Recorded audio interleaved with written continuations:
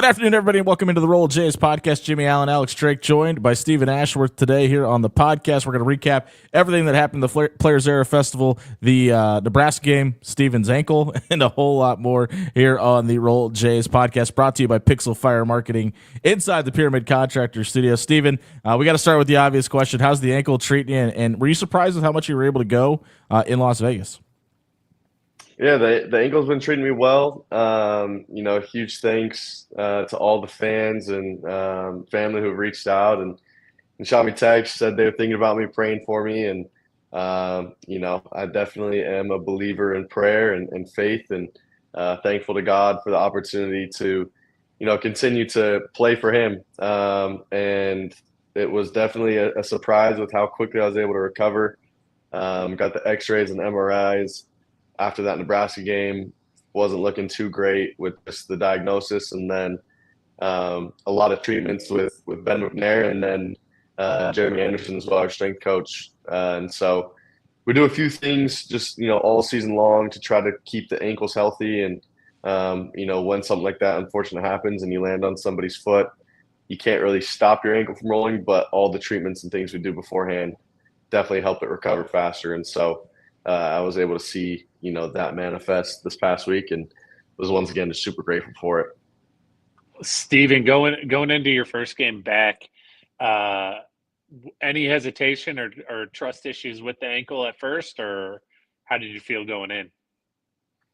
Yeah, I mean it. It was an ankle sprain that they were thinking, 2 to 3 weeks, before getting back into participation with kind of live stuff, and so it was only day 5, really, or maybe even day 4 coming back from it. So there's definitely some things where I was, cautious of it, and probably made some plays differently than I would normally would because of the ankle. But at the same time, I think that once I got going, it was kind of, behind me, and it was just time to go out and compete and do whatever it took to try to get the victory. And so some hesitations at the beginning, but I could feel it kind of loosening up, and then just once again, treatment after treatment after treatment after that.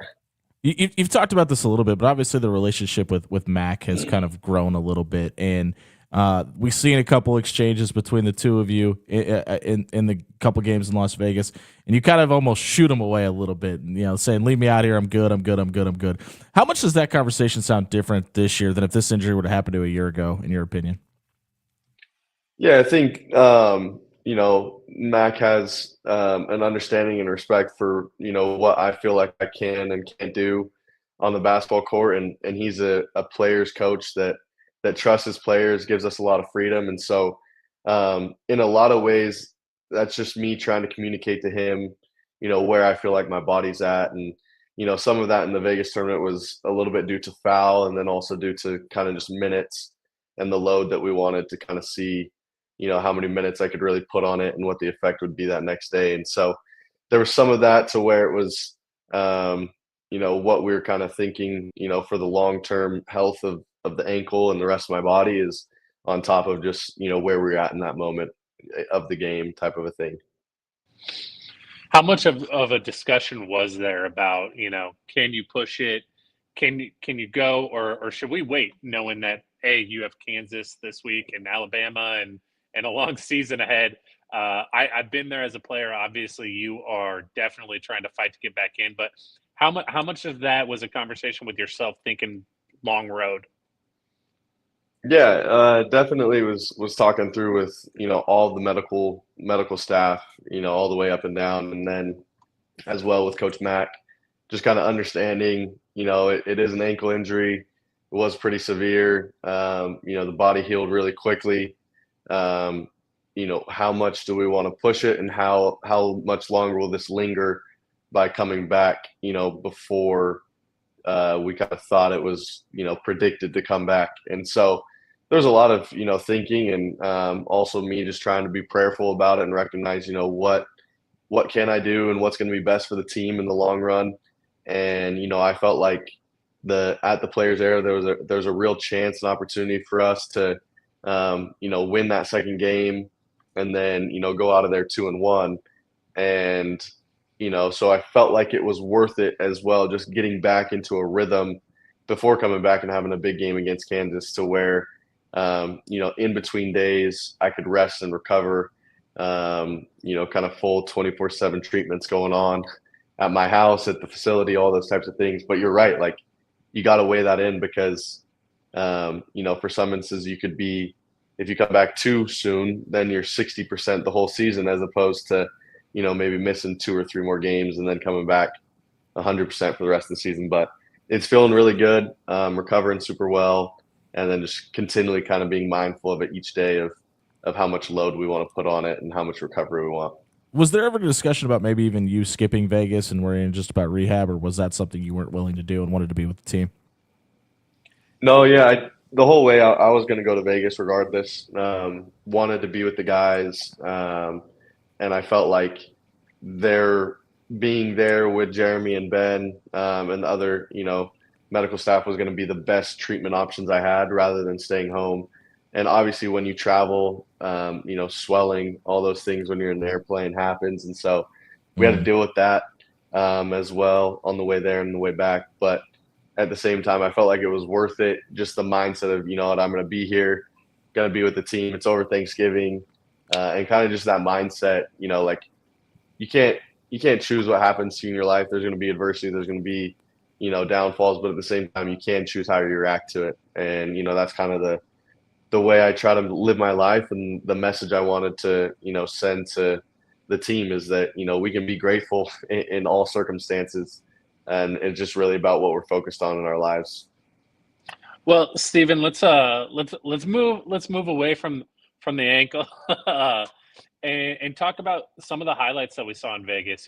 Obviously you bounced back and played great, but on Saturday specifically, we saw some more potential, not potential. We saw some more adversity hit the team with Ryan Kalkbrenner taking a day off with battling an injury and Pop Isaacs being sick, but Shane Thomas comes off the bench, plays really well on defense, and comes up with a big bucket.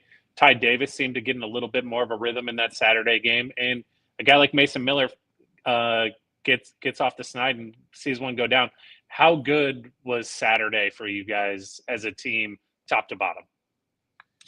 Yeah, Saturday was really big for us, and I think that's not to circle back to the angle, but that's kind of like why I felt like it was so important to be out there for the team. Is just like, you need that rhythm. You don't want to be, going downhill, going into this tough stretch that we have coming up with these next 3 games and then getting into conference. And so to have guys just build their confidence, have, more significant roles in games, whether it was because of injury, or just, coach wanted to give them the opportunity that day. I felt like every guy stepped up in their own way, whether defensively, offensively, and just from an energy standpoint. And so it was definitely a cool opportunity to see those guys step up and have fun in a big time game when we needed it. And I think that's only going to increase, their confidence going into these games on the road where we're going to need them again. And so as a player, it's always fun to have, multiple guys feeling confident when they come in, rather than, questioning, if they should be out there type of a thing. So it was really good for us Saturday.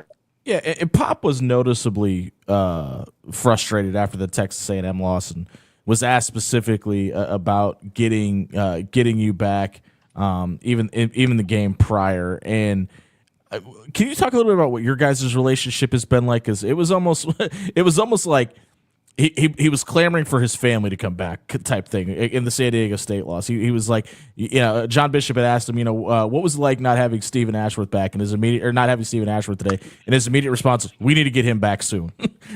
Was his immediate response. What's your guys' relationship been like, and how have you kind of helped him implement into this system as well? Yeah, I think that Pop and I have somewhat of a similar, basketball background, being somewhat of a smaller guard, having an edge, being a fiery competitor, and that's what Pop is. And I think that as Pop stepped into this role at Creighton, we fit pretty seamlessly together.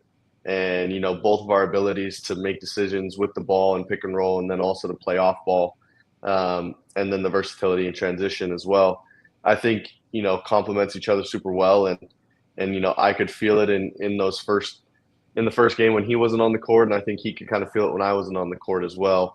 And just kind of the the duo that we have, and it's fun to play together, and I think we complement each other really well. And as he said, it was good to be back, and I was glad to be back. We're catching up with Stephen Ashworth here on the Roll Jays podcast, brought to you by Pixel Fire Marketing and Pyramid Contractors. Just a reminder, you can sponsor Stephen and other athletes like him by donating to the Bird Club, the Creighton's NIL fund. If you donate, it doesn't only benefit your favorite student athletes, it benefits this podcast as well. Scan the QR code in the top right corner now. Stephen, I want to ask you about this because I don't think this is something we talked about. And it's something that we hear a lot, see a lot online, is people talk about the size factor. And you kind of brought it up in the fact that you are a little bit of a smaller guard. How much does that weigh on your conscience when you're out there playing? Do you even think about stuff like that, or is that just stuff that's good for the internet to have and you leave it there? Yeah, personally, I mean, it's whatever the internet wants to say, and they can have their opinions, and that's really all it is, an opinion. Because when I'm out there on the court, it doesn't affect the way I play. It doesn't stop me from doing anything. I don't try to do anything really differently because of my size. I do know and understand that as a smaller guard, you got to be tougher. You got to be grittier. You got to understand, offensive plays better. You got to understand defensive schemes better. What type of things are you trying to do? And also, what are some of the cheats that you can have when you're scouting a team to understand that, hey, if I'm in this position, it gives me a better chance to get a stop, as opposed to if I was 6'7", with a 6'9" wingspan, I wouldn't really have to worry about some of those things. I could just, go in the game and play. But there's just a lot more homework that I do before the game to really get myself prepared. And I think that, that only prepares me more for, opportunities at the next level and opportunities to continue playing basketball professionally because of the fact that I feel like I have to understand the game in a different way that some other players don't have to. Stephen, going back to the Saturday game against Notre Dame, Jimmie Neal has a fantastic game, and so does Fred King. Coming out of that, who do you think that game was better for in regards to their confidence moving down the stretch?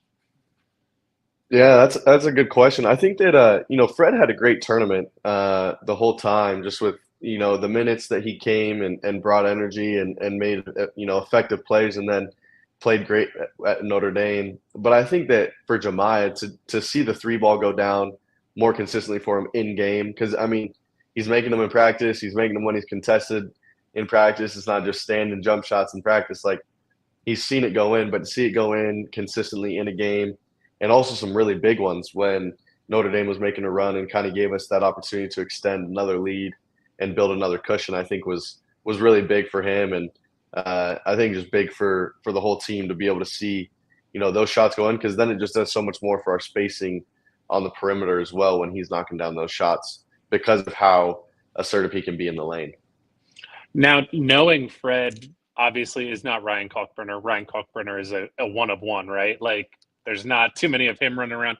But knowing Fred and the way he is, what does he bring a little bit different than Ryan that can benefit you guys in his minutes on the floor that maybe some fans don't necessarily see? Yeah, that's a good question. I mean, because Ryan does so much for us, especially protecting the rim and then just being such a presence offensively, and then his decision making, whether it's at the top or in the block. But I think that Fred, offers us some versatility when it comes to just defensive packages that we want to run when, Ryan could do them as well. But at the same time, you also have to throw him under the bus. It's fine. I'd say you have to balance just the energy output that it takes, because sure. We're in drop coverage a lot with Ryan, and that's probably best for our field goal percentage, defensively. But with Fred, sometimes we can go more, blitz ball screen coverages or doubles or traps, those types of things that just give the defense a different look that can throw them off their rhythm if they're going on a run or different things like that.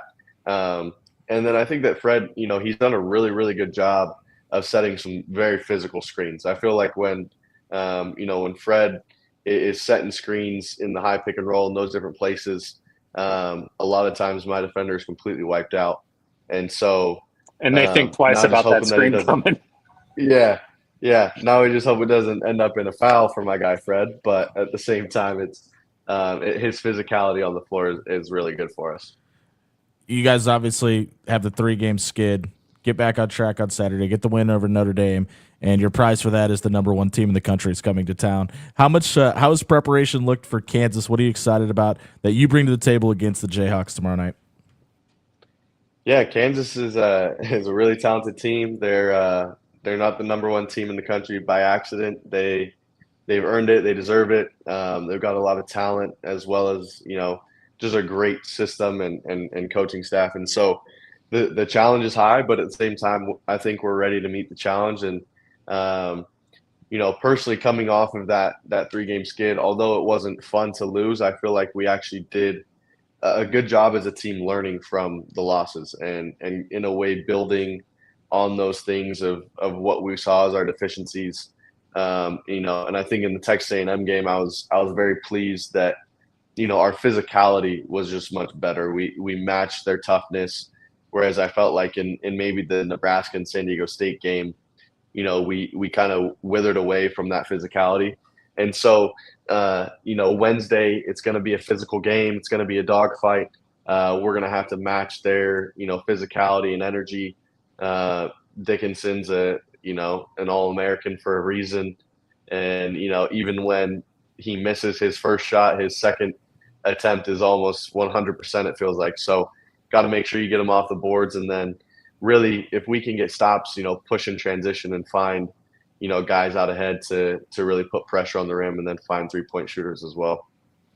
Steven, I like what you said there because I think a lot of younger guys would have missed that. Talking about how you guys did a great job of learning and building off of that 3-game skid. Is that something that you pick up with experience and being able to reflect in it that way? Or is that just something that guys are wired with?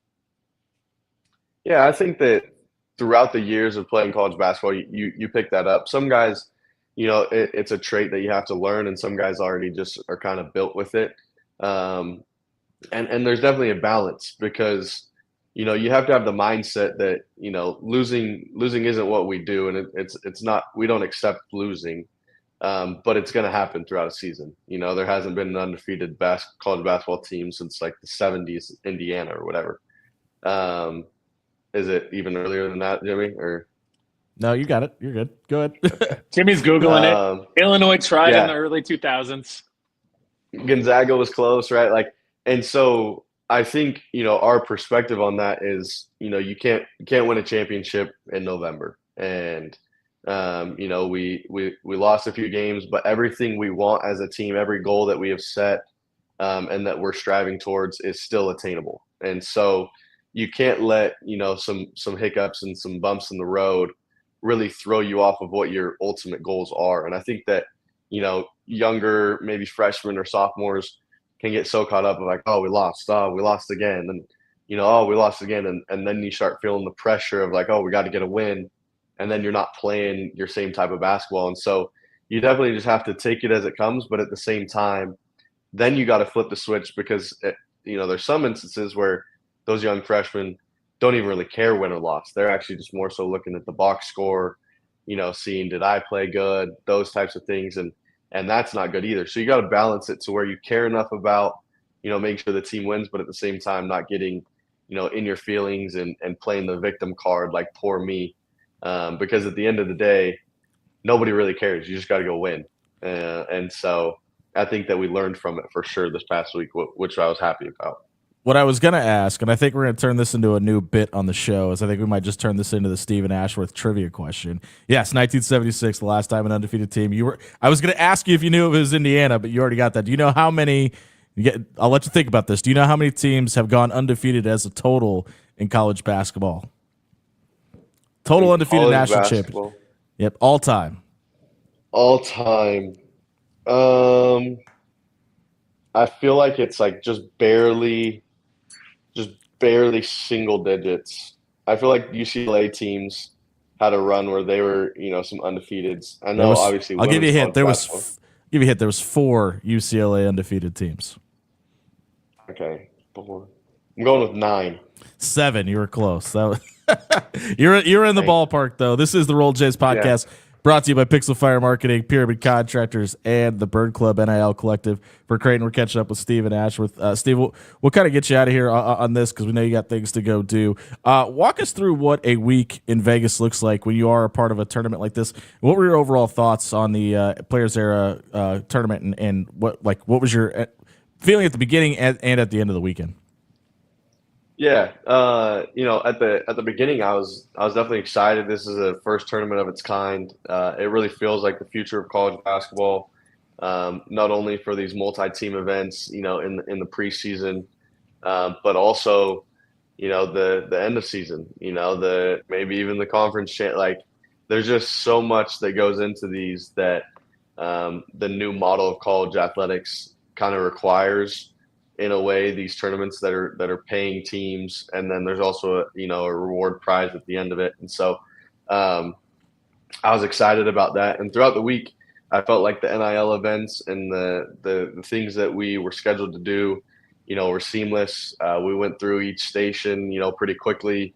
It wasn't a long, drawn out thing, and it felt like you could kind of do your event and then still focus on the fact that we're here at a basketball tournament trying to win. Right. And so it was cool. I thought it was put on really well by Players Era. Obviously fun to be in Las Vegas, a little bit warmer weather, which was great. And then we also then at the end, it was a little disappointing that we weren't playing for the biggest cash prize, but at the same time was still just cool to be a part of the first ever tournament like this. You could have been Notre Dame. I'll remember. Yeah. You know what? Like 7th is better than 8th for sure. If you ask me, could I be 8th or 7th? I'd be 7th. But every time, yeah. Ricky Bobby once said, if you ain't first, you're last. So he's an American hero that we all treasure. That's Stephen Ashworth, another American hero here on the Roll Jays podcast, brought to you by Pixel Fire Marketing and Pyramid Contractors. Don't forget to donate to the Bird Club Creighton's NIL Fund. It helps student athletes as well as this podcast. We'll be back following the Kansas game. We'll probably talk to you guys on Friday. Stephen will be back. Maybe Casey Matthews will be off his cruise by then. We'll see everybody on Friday. Thanks for joining us here on the Roll Jays podcast. Roll Jays.